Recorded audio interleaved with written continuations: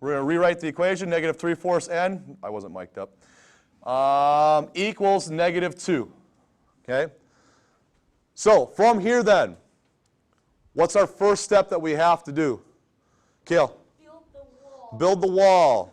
Now, we used to call it last year the Rhodes wall, or Rhodes equation wall.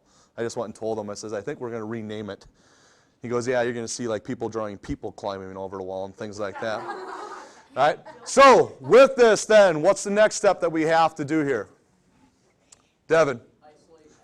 We're going to isolate n. Go ahead, change us some color here. We're going to isolate n.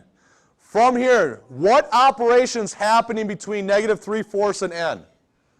What operation, Allison? Division. What operation's happening right now? Multiplication. So we want to undo that. How do you undo multiplication with a fraction? Oh, yeah. I know. Yes, sir? Isn't like keep change flip thing? Keep, change, flip. How many of you guys have heard that? Okay. KCF? I just remember Mr. Grisolano a couple years ago. He called it timesing by the reciprocal or the reflippical. So in this case, we want to divide these. We're going to multiply by the reciprocal of 3/4, which is negative 4/3. So on this side, these cancel. The variable, now we have a variable m. Variable n, and whatever we do to one side, we're going to do the other. Now, in this case, what I'm going to do is I'm going to change that whole number of negative 2 into a fraction itself. I'm going to multiply this by negative 4/3. Color's changing automatically. That's nice to see. Okay. Then, all we have to do is multiply these by each other. So, in multiplying fractions, do we have to do anything with the denominators? Yes. Nope, so we just multiply straight across. So, negative 2 times negative 4. So +8. Positive 8. We're not adding, we're multiplying. 1 times 3. It's 3. Do we have to do anything else? Oh yeah. Oh, yeah. Yes, Ethan. You have to make it into a proper fraction. Nope. Does 3 go evenly into 8? No. Just leave it then. So your answer can be just left, just like this. All right? Last part, we go ahead and try to check this. Plug it back into the equation. So we have negative 3/4 multiplied by 8/3. And that's supposed to equal negative 2. Okay?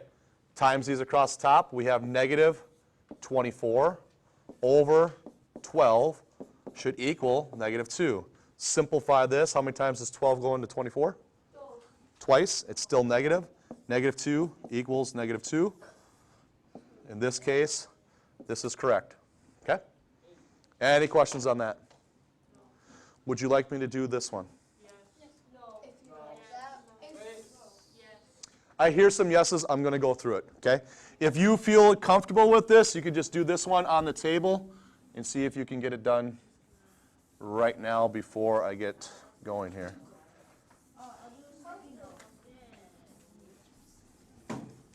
I know some students last hour, when they started seeing a lot of variables and different symbols, that's where they got mixed up. Okay, so let's go pi x equals 3 pi. What's the first step we have to do? Kale? Build the wall. There we go. Second one, Allison? You isolate variable. We're going to isolate this variable of x. Now what do we have to do? What operation is going on here right now? Abby? Multiplication, so we have to undo that. So we're going to do what? We are going to divide. Pi's cancel. We still have x. We're going to divide by basically 1 pi on this side. Pi's cancel. 3 divided by 1 equals Check it. 3 times pi equals 3 pi.